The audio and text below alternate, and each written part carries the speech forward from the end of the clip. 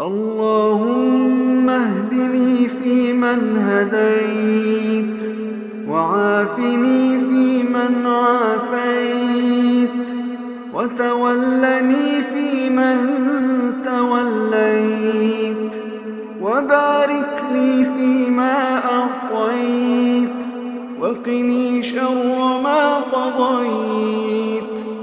فإنك تقضي ولا يقضى عليك، إنه لا يذل من واليت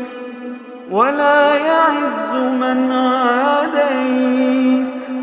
تباركت ربنا